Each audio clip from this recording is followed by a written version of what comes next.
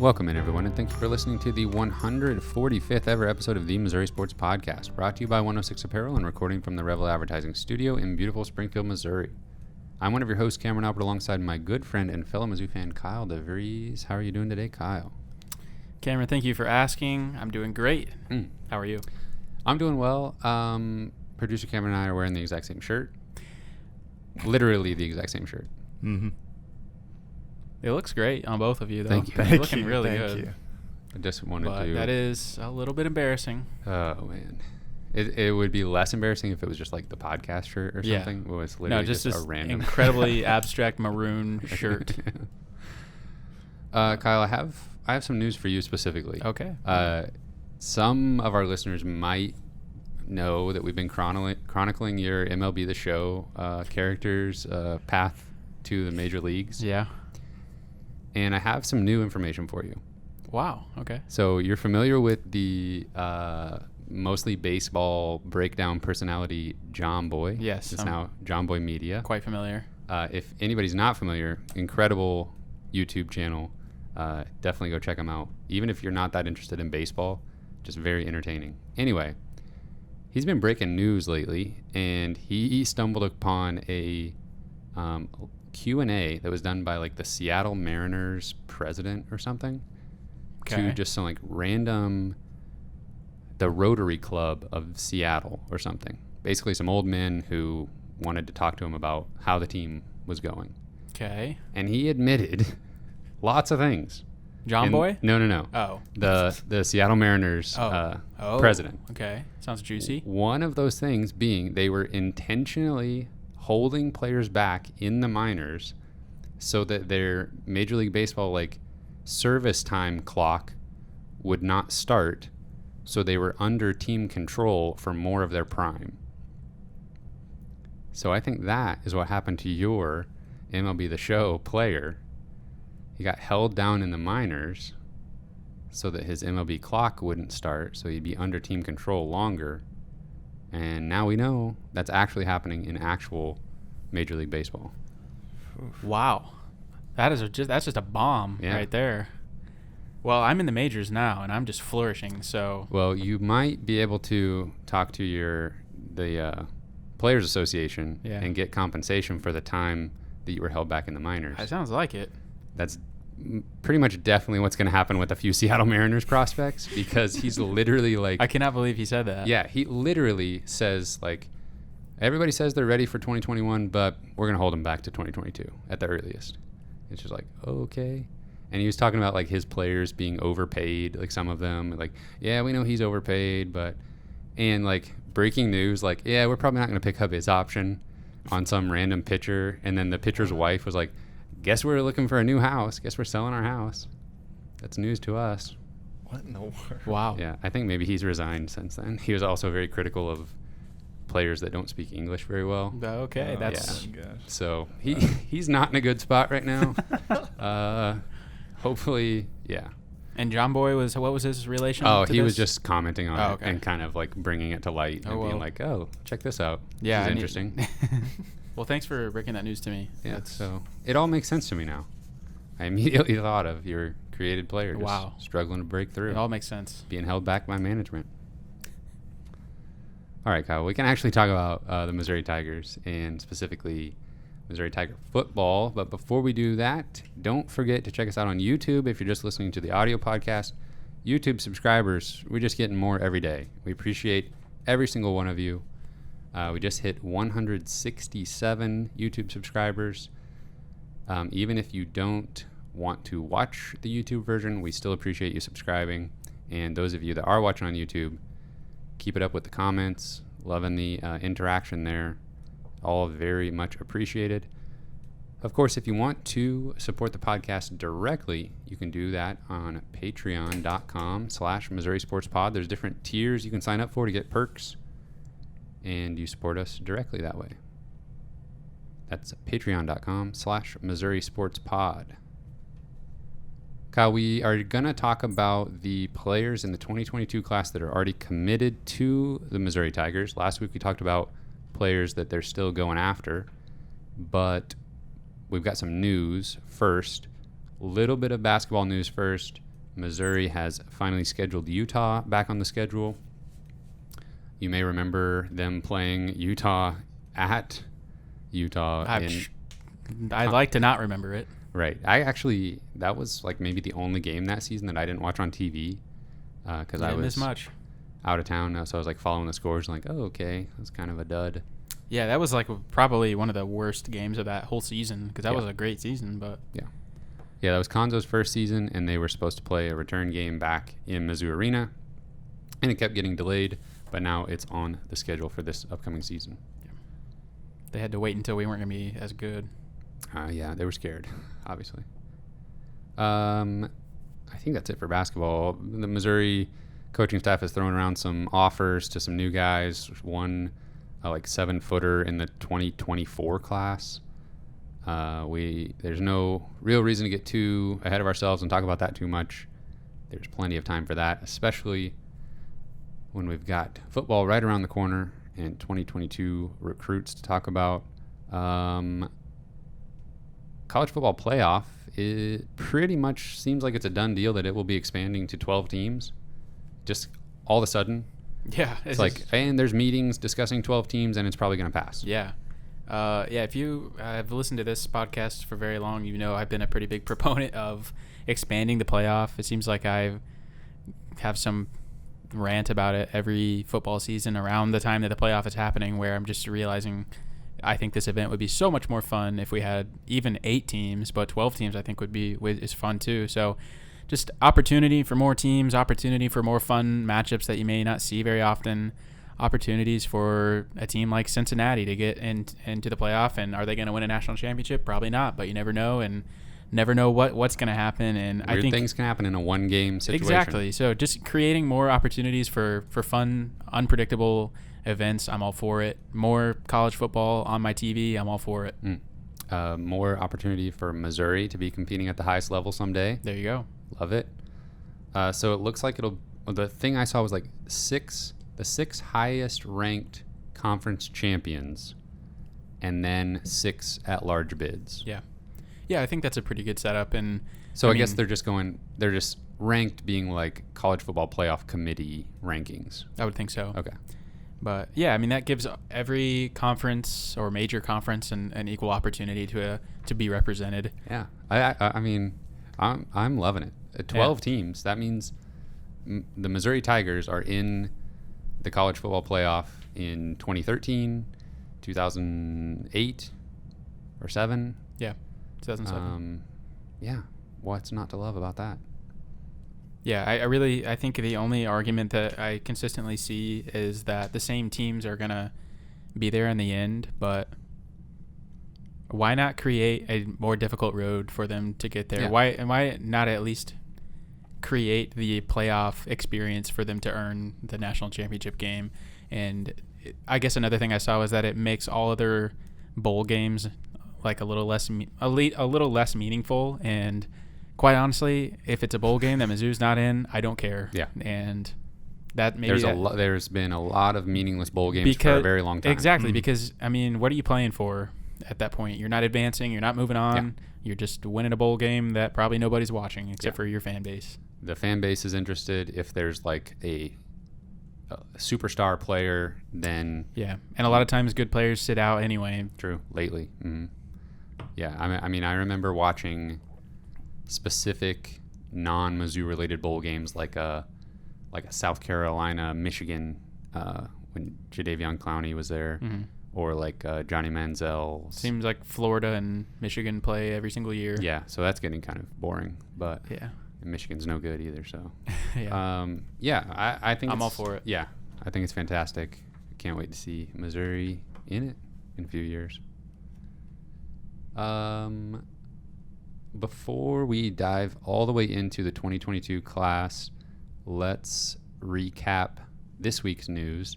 Missouri has had a lot of potential recruit-type players on campus for visits, as well as a camp that they held. You want to tell us more about that? Yeah. I'll start with just some guys 2022 guys they had on campus on visits since Night at the Zoo. And the first one is Caleb Evans. You guys are pretty familiar with him at this point. He's the big-time cornerback transfer from Tulsa. So he was on campus. We want him bad. We want him bad. I also will add that I'll save it. Okay. I'll say it in a couple minutes. All right. Another guy we had on campus that we mentioned last week was Joseph Hyman. He's a running back from Little Rock, and I would say there's a pretty good chance he ends up a Missouri Tiger. I'm not sure. Missouri's in on a few different running back prospects. I'm not sure he is at the top of the list, but I'm not sure they're going to turn him away either. He's got a couple of different visits scheduled here in the next few weeks. He's going to Vanderbilt, Northwestern, and Louisville, and then he's going to make a decision in July. So we'll see where we're going to find out where Missouri stands in the next few weeks with Joseph Hyman. Another guy that was on campus, a running back transfer from TCU, is Darwin Barlow. And if I had to pick between one of those two guys and who I want Mizzou to land this year, it's probably Barlow. And he had a very strong career at TCU and started several games there. I think he would be definitely an immediate impact for Mizzou, but I think he would have 2 years of eligibility. I'm just looking up his high school recruiting profile. Looks like he was... He's a 4-star. Yeah. Out of Texas. So obviously super deep recruiting there in Texas. He was the number 52 player in the state of Texas. Yeah. The year he graduated. But there's a pretty good chance. I mean, obviously those guys are in different classes. Hyman is a freshman, so there's a very good chance Missouri ends up with both of those guys if they want them both. I think they're in a good position with Barlow, but there's a lot of competition for him as well. So, and his recruitment's been kind of quiet, so don't know a whole lot about it, and we don't know when we're going to find out. But he would be an immediately eligible player, so we'd think we'd be hearing about that pretty soon on where he's going. You mentioned that Missouri was having some camps this past week, and some pretty high-profile visitors were here at those camps. One guy who was not working out at the camp but was here in support of some teammates was a guy you've probably heard of, Luther Burden, and he was here to cheer on Ahmad Robinson, who is his teammate at East St. Louis High School, and he's a cornerback, and he got an offer from Mizzou this week. He's a 2022 guy, so I'm honestly a little bit surprised he didn't already have an offer, but maybe they just hadn't seen him. He probably hadn't seen him work out yet, so got to see him work out this week and got to maybe strengthen their position with Luther Burden a little bit too, because it sounds like we're pretty much on commitment watch with Ahmad Robinson. I think he's pretty much come out and said that if he got a Mizzou offer, they'd be at the top of his list. Sounds good. Perfect timing for perfect timing. Luther Burden to be there to witness that offer and maybe share in the excitement a little bit. And then we're getting a little bit off topic, but Luther Burden posted a picture on Instagram of him in a Mizzou uniform with a little tiger emoji. Yep. And no matter how hard I try, I just can't get away from... You better stop trying. Just embrace it. Embrace it. Embrace the roller coaster. Yep. A couple more guys that were notables was another 22 guy is Deion Walker. He is a 6'7", 350 defensive tackle from Detroit, and I think Missouri actually likes him on the offensive line better. So, and he's got offers from everybody. So, don't know exactly where Mizzou stands on that one, but good to get him on campus. Yeah, still good to see him work out on Mizzou's campus. And then another name you will probably hear us talk about a lot over the next year is Logan Reichert. He is a 2023 guy, so obviously he's a little out in the future, but he is, let's just say, fully developed physically. He is a 6'7", 378-pound offensive tackle from Raytown, Missouri. That's SEC size. That is larger than SEC size. And he is probably like 17 years old or something like that. Wow. So you're going to hear us talk about him a lot. I mean, an in-state 4-star guy with SEC size. Lock him up. Let's get him. Now I guess I wanted to talk about a commitment we received today. Just in the last hour, we received a commitment from Connor Wood, who is a FCS transfer. He played at Montana State, is a 6'5", 315-pound offensive lineman. He played tackle at Montana State, but he was a All-American as a freshman in 2018 and was an honorable mention in 2019. So, like freshman All-American? Freshman All-American in 2018. So, and I don't know if they played last year due to COVID, but the FCS schedule I guess they got pushed back to spring or something. I don't know if he played in the spring. No idea.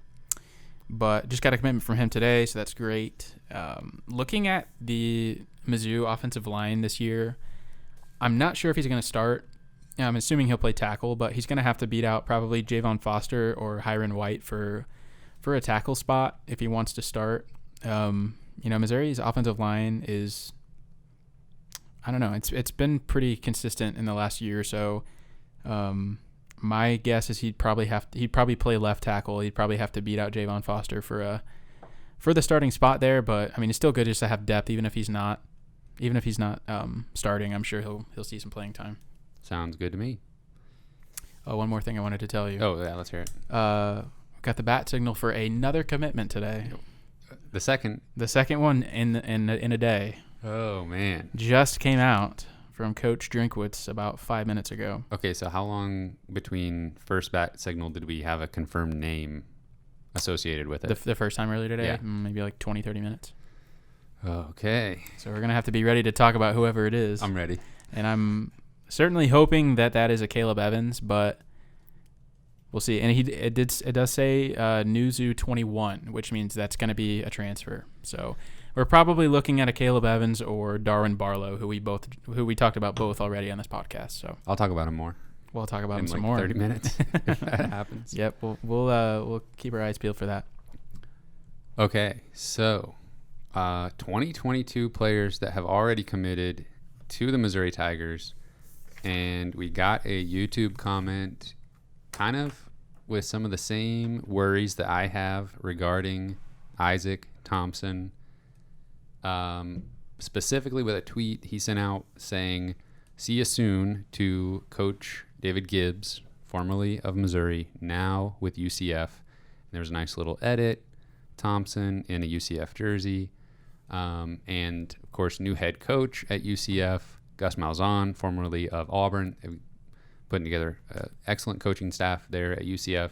UCF has had a lot of success recently, so he'll be visiting there in the next week. It's this upcoming weekend, yeah. Or June 18th, whenever that is. And next weekend. He did, in an article that I found regarding Isaac Thompson's original commitment to Missouri, he did credit specifically Coach Gibbs along with Coach Drinkwitz as being the two guys in particular that got him to commit to Mizzou. So it's not shocking that he would want to keep in touch with Coach Gibbs and just check out what he's got going on at UCF. And obviously, it's in Coach Gibbs' best interest and like job security to try to poach any players that he possibly could that he had relationships at previous stops. Mm-hmm. So I tend to be a little bit worried, but I have to just keep in mind that we are on the other end of this exact same situation with Luther Burden in particular, where he has verbally committed to Oklahoma and is still taking visits and doing all kinds of stuff like that, posting pictures. So for Isaac Thompson, it's just natural that he has had other visits scheduled this entire time that he's been committed to Missouri. He's going to visit Arkansas later this month, along with previously mentioned UCF. Obviously, he's got ties to Coach Gibbs. One good piece of information on him in particular is that he did cancel a planned visit to Illinois, and that is significant because, most likely he would have gotten to know former coach Ryan Walters to some extent. So again, a coach relationship that maybe could have worked against Mizzou there, but he's canceled the visit to Illinois, and I just kind of want to get your overall thoughts on that. Am I worrying too much? I'm trying to just take a step back and realize this is just part of the process. When good players commit early, this is just, you got to, in the same way that you're along for the ride with other players, same situation here, just in reverse. Yeah, Cameron, let me just be a sunshine pumper here. Just let it wash over you. And if you're listening to this and you're worried about Isaac Thompson, let me reassure you that I really don't think there's anything to worry about here. I think he is going to remain committed to Missouri Tigers through National Signing Day. He made connections in the recruiting process. He clearly had a really strong relationship with David Gibbs. But I think that this is really just a case of his biggest recruiting period happened during COVID. He didn't really get to take his visits. And even now, like, he wants to experience what it's like to be recruited. He wants to go take visits. He wants to see other campuses. But I really wouldn't be too worried about this. And it's a good problem to have that we've kind of stepped up our recruiting game. Obviously, we're recruiting a higher caliber of player. Isaac Thompson. He's a 173rd nationally, and he's a 4-star player from St. Louis. It's normal to be a little bit nervous. About a player that we just don't normally land. So the most surprising part about his recruitment so far is that he's already committed to Missouri. Yeah. So keep that in mind. Right. Yeah. He's currently committed, and I think he will stay that way. But there is a long way to go in that commitment, in that recruitment. We're in June, so there's a long way to go. But I really think that we're going to hang on to that commitment. Okay. So then just Isaac Thompson as the player. Anything in particular you're looking forward to there? Yeah, he's 6 foot, almost 200 pounds. He is super athletic, and he's physical, and he's played both sides of the ball in high school. Yep, he hits hard. He's good ball skills. He's really what you want in a safety. He's going to come up and play the run hard, and make play on the ball. I think he's more than just a run stopper. I think he's well rounded, and I think he'll definitely go up and compete for deflected passes and interceptions. He's what you want in a safety. He's prototypical safety. His high school coaches stressed his athleticism and his versatility. They did say for sure that he's a strong safety at the college level, if teams wanted to get the very best out of him. But they were basically like, yeah, he could play offense, he could play cornerback, but if you wanted him just like in his best role in college, it would be strong safety. Yeah. And that looks like what he's headed for at Missouri. I agree.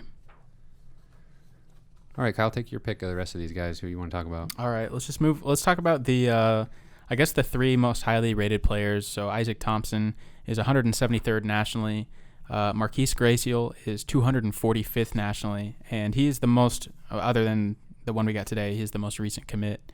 And he is a 300-pound defensive tackle from St. Charles, Missouri.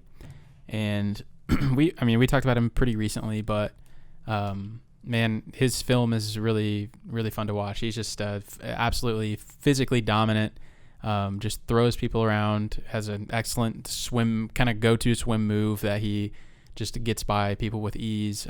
Seems like just really, really strong hands. Like he's just, can kind of control almost the offensive lineman with his hands and can just move by them with ease. So he was playing defensive end in a lot of the highlights that I was watching, which it just is a credit to his versatility and his speed. I think at his size is pretty amazing. He's a player that the coaching staff, the Mizzou coaching staff, has been really thrilled with. Like they imagine so. They seem super excited at the prospect of him being on the defensive line for Missouri for several years to come. For sure. Yeah, I saw a picture of him at like night at the zoo. He almost looks like a linebacker or something. Like he just carries his weight really well, which I think he could probably put on more good weight and did you say I was looking something up, but yeah, 6'5", 285 is what he's listed at. Yeah, that's a massive human, but he doesn't look that big. Like he just looks like strong. Right. Yep. All right, let's move on to Sam Horn. And Sam Horn is a 6'3" quarterback from Sewanee, Georgia. And this is Mizzou's highest ranked recruit. And to have this at the quarterback position is amazing. Not from the state of Missouri. Not from the state of Missouri. Not even from Texas. That just doesn't happen, really. Yeah. And not from Texas, yeah. He's 84th nationally. Just huge arm. He's kind of the plan is, at least at this point, he's going to play baseball at Missouri as well. So well-rounded athlete. Honestly, when I watch his film, it kind of reminds me of Drew Lock a little bit. Kind of a tall, long, rangy guy who's athletic and has a huge arm. And I looked up Drew Lock's recruiting ranking. That was pretty similar to Drew Lock was a 4-star and was 177th nationally. So Sam Horn's got about 100 spots on him in the national rankings, but still pretty similar builds, pretty similar recruiting rankings. So whenever you compare him to Drew Lock, obviously that's some pretty big expectations, but that comes with the ranking. Yeah, I've alluded to this before on other episodes, but I don't remember another time when Missouri has had this many quarterbacks specifically of this caliber associated with the team at one time. Yeah. Missouri, I feel like as Mizzou fans, we've been pretty lucky in the quarterback department as of late.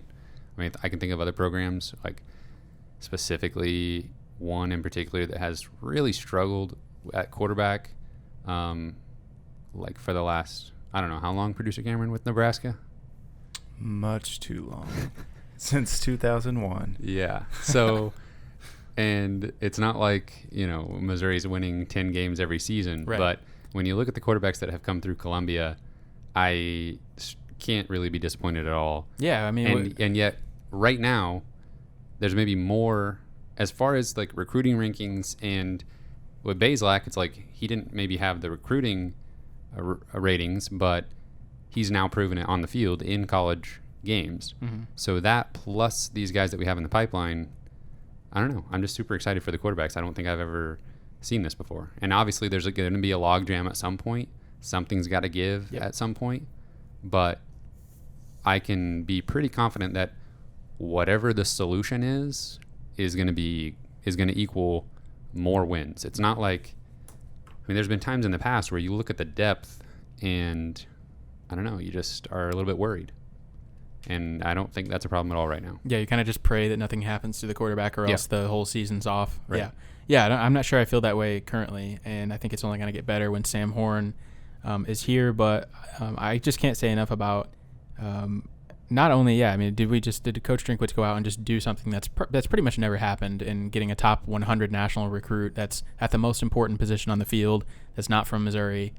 That's pretty incredible. And to get that kind of catalyst in your recruiting class early on, that's really, really important, and I think it just sets up the rest of the class in a really great way.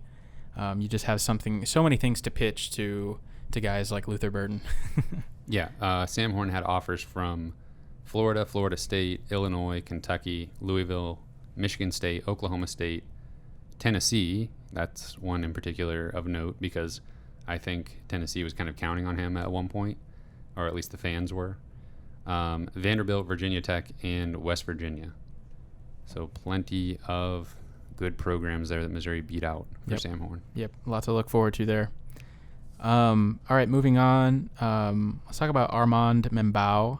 He is no idea if I'm saying that correctly. He's a 6'5", 305-pound offensive guard from Lee Summit North, and had offers from kind of all the regional schools, Arkansas, Kansas State, Iowa State. Those are obviously schools that you love to beat out for in-state guys. And just in general, with Kansas City recruiting has been pretty terrible the last few years. Like, I maybe mentioned this last week, but we kind of think of St. Louis as being really tough to recruit good players from. But honestly, Kansas City in the last 5 years or so is probably worse.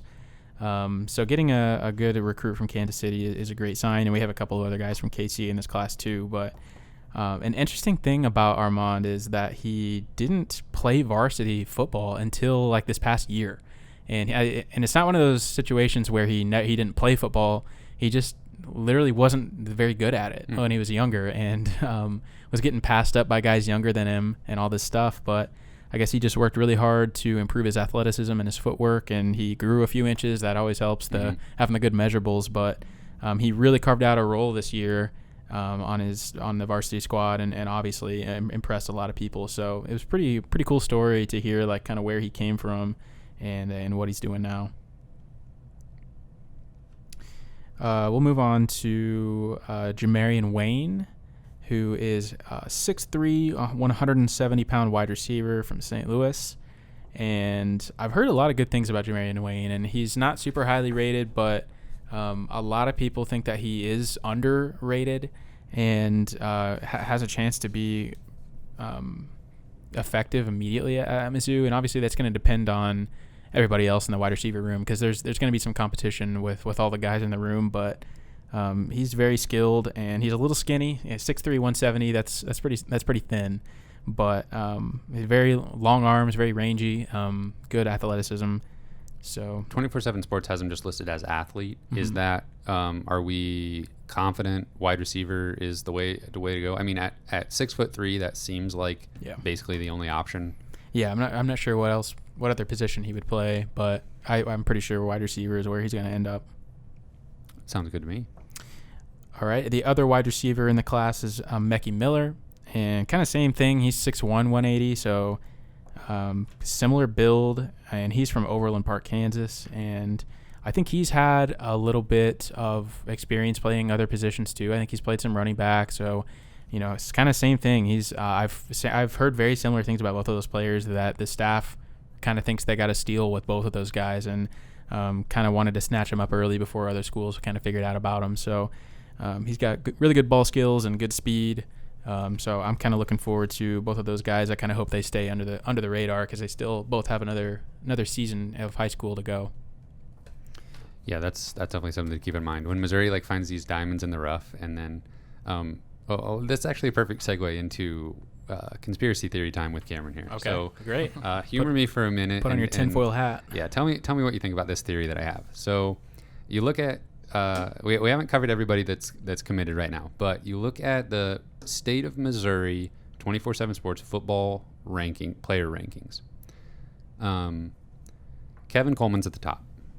Luther Burden, East St. Louis, Illinois, so he's not on this list. Kevin Coleman's at the top, and then number 2 is Tyson Ford, who is committed to Notre Dame.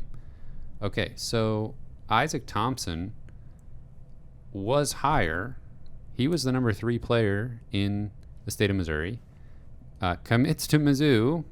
Not much time later, he is surpassed by DJ Westlack and Toriano Pride, who both coincidentally have interest from Clemson. They are also both above Marquise Graciel, who is committed to Mizzou.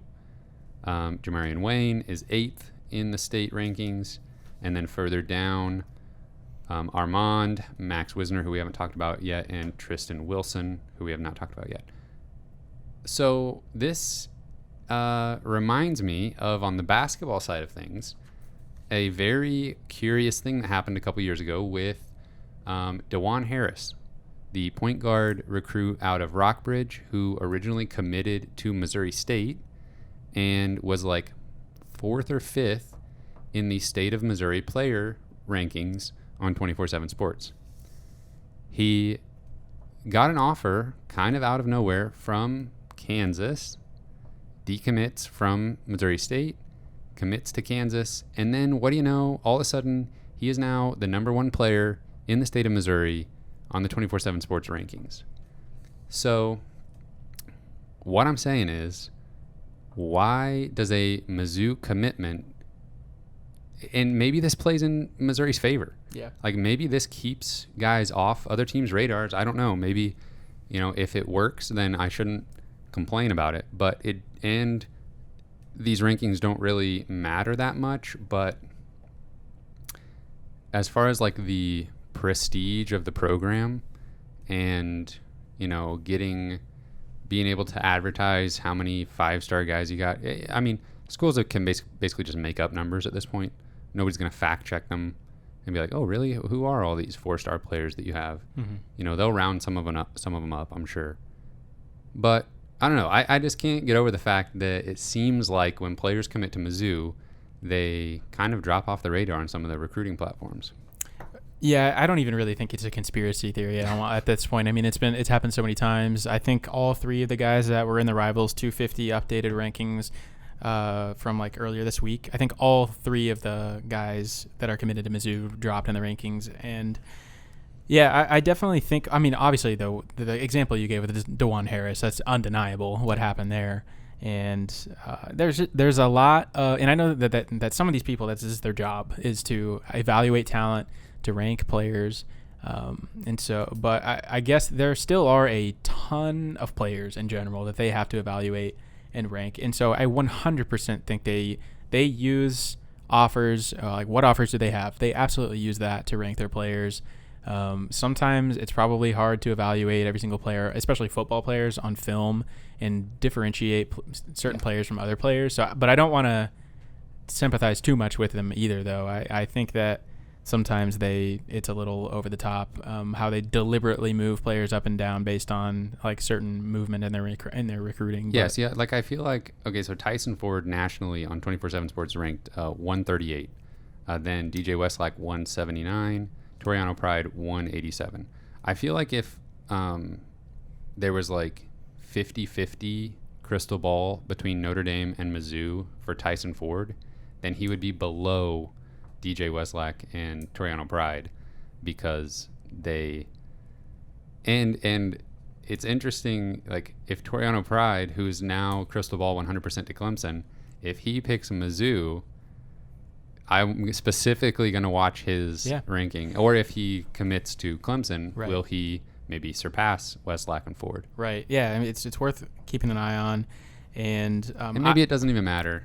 But ultimately, no, I really don't think it does, because coaches, I don't think, pay attention to some of those recruiting rankings as much as fans do, and they have their own convictions about how they feel about players, and they're probably looking at a lot more specific things in their film, and they probably like it that a player doesn't blow up. They probably know the players on a personal basis and can make their decisions based on all of those other factors, other than just a list that Rivals makes. But at the same time, I don't think that is necessarily happening to just Mizzou. I think it's probably just the fact that they've committed, they've called it quits on the recruitment, and the fact that some of these other players are being recruited by. I would say like the fact that somebody's being recruited by Clemson probably has more pull in a certain direction than the fact that Isaac Thompson committed to Mizzou. Yeah, in a bad way, if that makes sense. Yes. So, I think it's just that they realize like, oh wow, this guy's getting attention from Alabama. Okay, let's take another look at this film, and then maybe look at it through a different lens. And then maybe there's this kind of unconscious bias that if Alabama's interested in this player, now I'm looking at their film a little bit differently. 100%. Maybe I do see a little something here that could tick them up a few spots. Definitely, yep. Well, okay, that makes me feel better. Not so much a conspiracy. I think we just figured it out all right there, live. We're all about conspiracies now after that Seattle Mariners news just dropped on us. That's true. All right, you got an update on Twitter yet? I'm looking here. It doesn't look like anybody's announced specifically yet. Okay. So we'll keep an eye on it still. If we end this podcast before the news comes out, we're going to have to stick around and doing an add-on or something. Maybe so. All right, we'll move on. We got two more guys to talk about here. We got Tristan Wilson, and he's a 6'5", 300-pound offensive guard from Lebanon. And I was watching his film recently, and he's another one of those guys that's just SEC sized immediately. He's just already exactly the size that you would look for in a college lineman, and he just uses that size to his advantage in high school film. I mean, he's not going up against linemen that are his size typically, so it is, I'm sure, hard sometimes to evaluate a player like that that's just already so much bigger and stronger than the players they're going up against. Because he's basically every single highlight of his video, he's just pancaking somebody. He's just destroying people, literally blocking them out of the camera view kind of Sometimes stuff. multiple players getting pancaked in one play. Yeah. So, and I mean, he was getting attention from Alabama around the time that he committed to Missouri. So clearly this was a recruitment that I'm sure Coach was really, really happy to shut down when they did. All right. And the last guy is Max Wisner, who was actually the first commit of this 2022 class.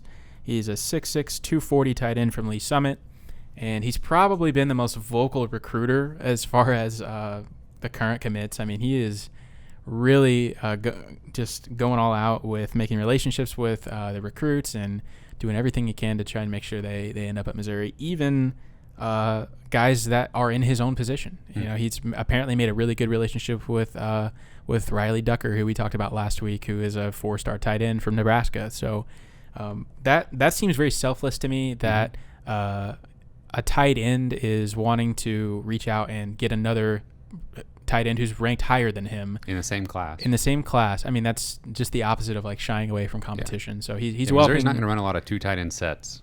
So Yeah. yeah. So that I think speaks highly about his character and his drive for competition. So a lot to like there. Absolutely. When I look at this overall list, I mean it mirrors the state of Missouri list almost completely. Graciel and Thompson, 2 of the top 6 guys according to 24/7 Sports in the state of Missouri, and obviously Missouri's in on 2 more in that top 6. So we, best case scenario, are looking at 4 of the top 6 guys in the state, and then Jamarion Wayne being number 8. So obviously this is just the fan perspective. We can only go off of these type of lists. That's, we're not scouting these guys and making our own rankings internally. We don't have our own podcast recruit rankings. Maybe we do. We do have our own podcast. True. We maybe in our heads we have them like ranked on like highest priority, but there's just something very pleasing about seeing that list of guys from the state of Missouri and seeing that Tiger Head logo next to their name. Yeah, for sure. And I hope we get 2 more out of that top 6. Definitely. So of these guys, who are you most excited to see play? And then who do you think will have playing time the quickest, maybe because of positional depth or just maybe they're just that good? Honestly, it's tough to see a immediate path to playing time for a lot of these guys. Just typically, I mean, that's a good thing. That's a sign of good depth that we already have. But I would guess probably Marquise Graciel, of the guys we just talked about, is probably the guy that has the best chance of seeing the field like as a freshman, maybe, just because I think that his body is physically ready, especially in a year from now, to play in the SEC at least a little bit. Yeah. And just with the current depth, I think he'll have an opportunity. Defensive line definitely a place of need, and the coaching staff just rave about him every time they talk about him. For sure. Isaac Thompson could.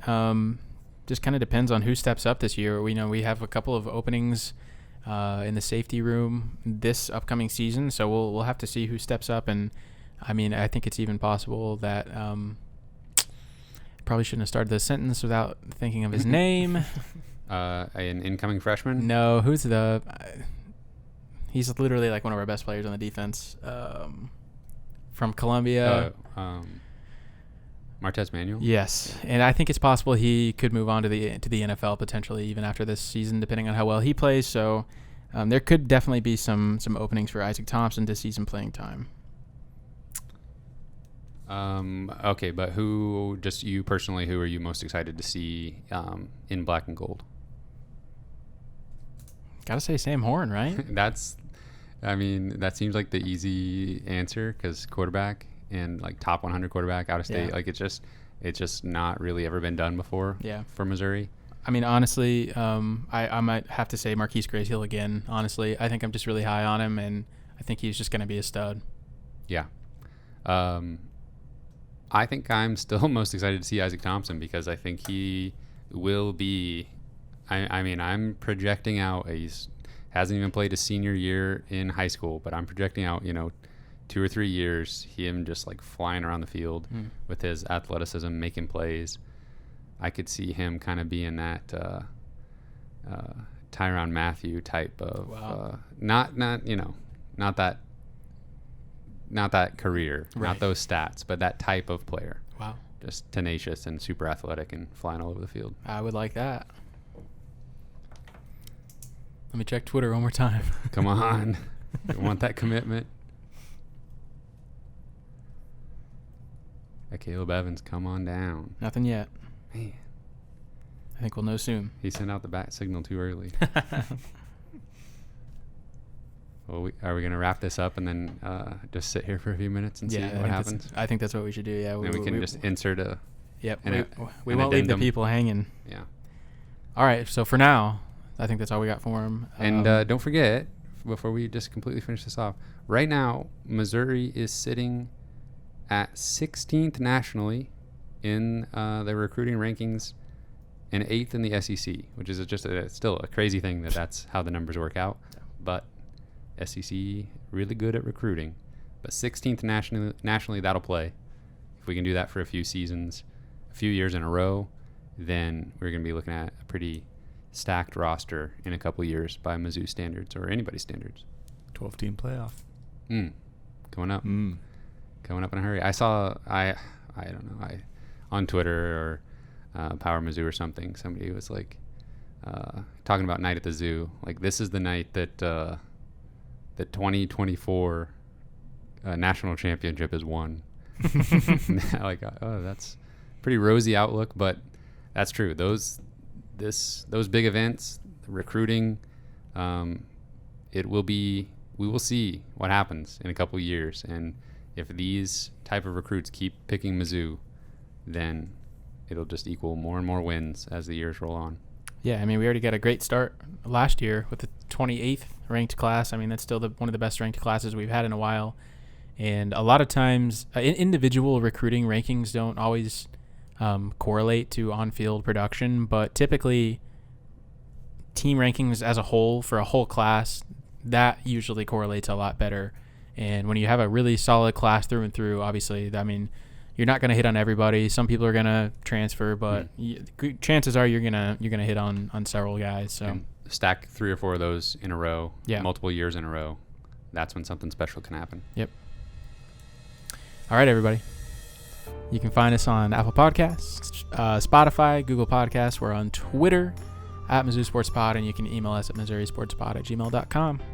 You can find our t-shirts and stickers on our online shop, MissouriSportsPod.BigCartel.com. Nice shirt. You can find this shirt at PacSun. Not anymore. I think they went out of business. Thank you, everyone, for listening. We will see you next week.